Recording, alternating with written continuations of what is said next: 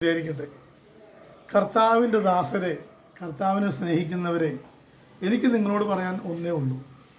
ഈ പിതാക്കന്മാരിപ്പോൾ പല മാർപ്പാപ്പ ഒന്നെഴുതുന്നു, ഈ പിതാക്കന്മാരെന്ന് പറയുന്നവർ വേറൊന്നെഴുതുന്നു, 50 പേര് 49 പേരൊക്കെ ഒപ്പിടുന്നു, എല്ലാം ചെയ്യുന്നു. ഇപ്പോൾ നേരെ മറിച്ച് പറയുന്നു. ഇത് ഞങ്ങൾ കളിക്കുമ്പോൾ പറയുന്നുണ്ട്, 2 തന്തയുടെ സ്വഭാവം കാണിക്കരുത്. ഇത് വളരെ ദയനീയമായൊരവസ്ഥയാണ്. 2 തന്തയുടെ സ്വഭാവം കാണിക്കുന്നത് തെറ്റാണ്, പാടില്ല. അതായത് ഒരേ ബലിപീഠത്തിൽ 2 കുർബാന അർപ്പിക്കാൻ, കഷ്ടം, മഹാകഷ്ടം.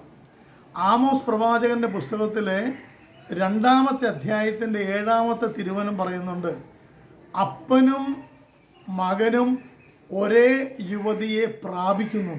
കേട്ടോ, അന്ന് പരിശുദ്ധാത്മാവിനാൽ എഴുതപ്പെട്ട വചനം ഇന്ന് കറക്റ്റായിട്ട് മാറുന്നു. അത് എറണാകുളം അങ്കമാലി അതിരൂപതയിൽ ഈ പിതാക്കന്മാർ ദൈവത്തെ ഓർത്ത് നിങ്ങളുടെയൊക്കെ രൂപതയിൽ വന്ന് എന്തെങ്കിലും കുർബാന എല്ലാം വന്നാൽ ദൈവത്തെ ഓർത്ത് അവിടെ കയറ്റരുത്. കയറ്റിക്കഴിഞ്ഞാൽ നിങ്ങൾ ഈ ശപിക്കപ്പെട്ടവരുടെ കൂടെ നിങ്ങളും എണ്ണപ്പെടും.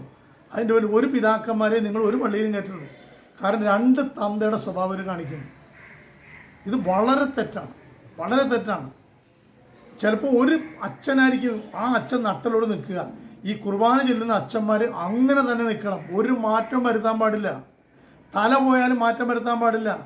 അതായത് 400 ചില്ലാനം പേരുണ്ട് ഞങ്ങളെന്ന് പറഞ്ഞുകൊണ്ട് ഒരു ആമോസിൻ, അതെ, 1 രാജാക്കന്മാരുടെ പുസ്തകത്തിൽ അതിൻ്റെ 18-ാമത്തെ അധ്യായത്തിൽ 20 മുതൽ വാക്യങ്ങൾ വായിക്കുമ്പോൾ ഒരു സത്യം നമ്മൾ മനസ്സിലാക്കാൻ സാധിക്കും.